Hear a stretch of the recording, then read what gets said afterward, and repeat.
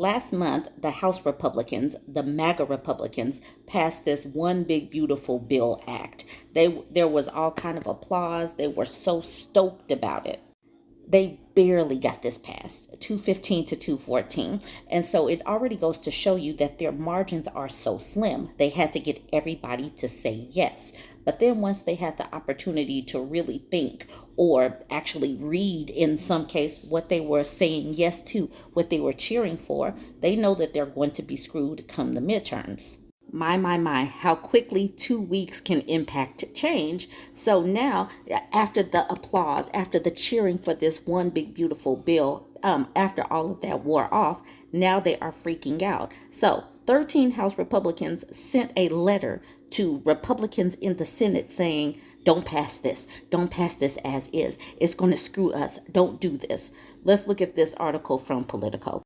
A letter Friday is the latest from Republicans eager to protect some tax incentives from the Democrats' 2022 climate law. So all of this posturing that the Democrats just spin, when they know good and well that many of the things that the Democrats actually put forth helped them. They were so quick to say no to everything that the Democrats did that they have actually harmed their own constituents. 13 House Republicans are urging Senate leaders to substantially and strategically improve clean energy tax credit provisions in the House-passed mega bill. Led by Representative Jen Kiggins, a Republican from Virginia, the lawmakers said they remain deeply concerned by several provisions that would aggressively phase down incentives from Democrats' 2022 climate law and add strict new supply chain requirements. Such steps could jeopardize billions of dollars in investments and thousands of jobs, companies and trade groups have said. This is Republicans. These are the Republicans who wrote this bill, talking to other Republicans saying, don't pass the bill because the Democrats actually had a good thing going. Don't strip this away, even though we're the one that wrote this bill. Tell me that this makes sense to anyone. The letter Friday from Kiggins and Representatives Brian Fitzpatrick of Pennsylvania, Juan Ciscomani of Arizona, and Andrew Garbarino of New York, among others, comes as Senate negotiators work on their version of the GOP's tax cut, energy and border spending budget package.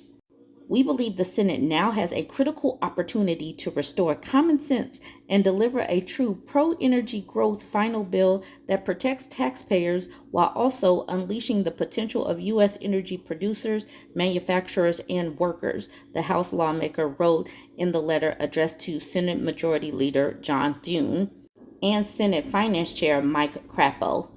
Most lawmakers on the letter supported the House mega bill despite the tax credit dispute. Garbarino slept through the early morning vote but said he would have supported the bill. The new letter calls for changing a provision that would cut off tax breaks for projects that haven't started construction within 60 days of the mega bill's enactment.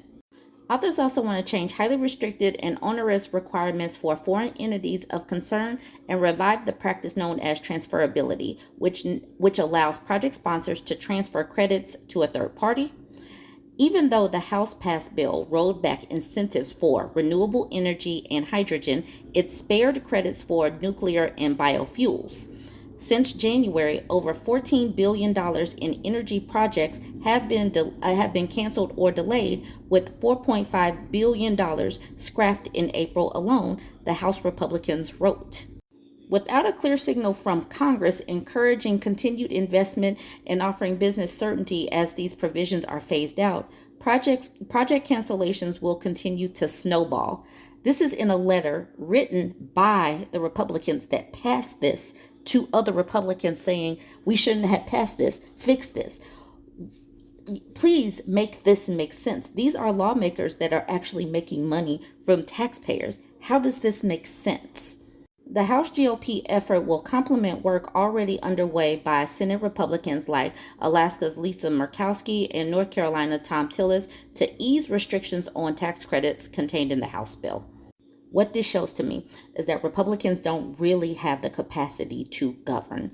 ever since Mitch McConnell set forth to make Obama a one-term president and say no to everything that he wanted done, even things that were, would have been positive for everybody in the United States or a good chunk of people, that set the precedent that the Democrats were just to be said no to. It did not show that they could govern. It just said that they could block what the Dems were doing.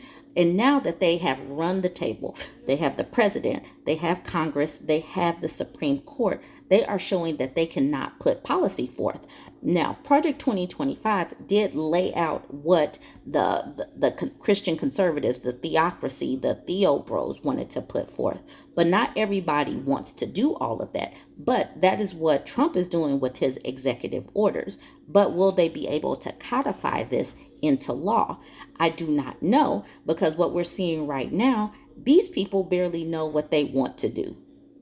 So that letter was sent on Friday. That happened a couple of days after the very public breakup of Elon Musk and Donald Trump. So Elon Musk put out these tweets saying, "I'm sorry, but I just can't stand it anymore. This massive, outrageous, pork-filled congressional spending bill is a disgusting abomination. Shame on those who voted for it. You know you did wrong. You know it." And he was saying, call your senator, call your congressman. Bankrupting America is not okay. Kill the bill. So that is what he's saying. He's saying this is not right. Don't do this. But he's saying this for different reasons. He wants more cuts. But the thing is, now he has made it okay for other congressmen to come in and bash the bill. At first, back in May, they were all clapping for it. They were all cheering for it. But he made it okay to now come in and criticize what's in the bill. And then Margarine Trader Green came in and said, I didn't actually read what was in it. I didn't know that they were going to put this regarding AI. I didn't read this specific package. So they are admitting that they just said yes and they rubber stamped it because that's what they were doing. They were just clapping it up because Donald Trump said so. The Democrats should be seizing on what is going on in this bill and all of the things that Republicans are looking to strip from people. But what is going to make change is when these MAGA people, when they actually start losing their coverage, because many of them were so stoked to be MAGA, like, yay, let's go. Let's get some government efficiency. Let's cut some things. Yay, let's go. But then once they actually start losing some things, then they're like, hold on, what? I'm losing my health care. My kids are losing their health care. What is going on? Now, I will say this. You're going to see Tanya, if you do follow my videos, you're going to see Tanya again in the Leopards Are Feasting video because we're going to do a whole tweet transition, but we're going to do just a couple of these right now. So Matt Cow says, if you're voting for Trump on November 5th, I want to follow you. And then she says, I am voting for Trump. She said that back in July last year.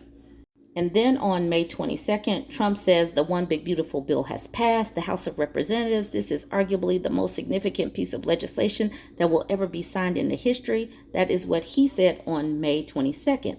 On June 8th, this is what Tanya says.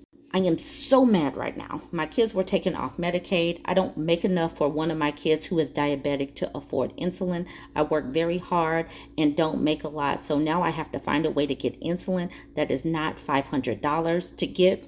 I voted for you to make the system better. Even though the Biden administration was trying to reduce the cost of medicines, she voted for Trump, who has said, we're trying to get rid of affordable care. We're trying to get rid of all of that. Everything that Obama and the Dems did, we're getting rid of it. And Tanya, she raised her hand. She voted for that. And then Foxy Moxie made this tweet. He says, how much money do you need? I'll pay. Real answers only. And to that, Tanya says, I need money for my son insulin supplies. We just lost our insurance.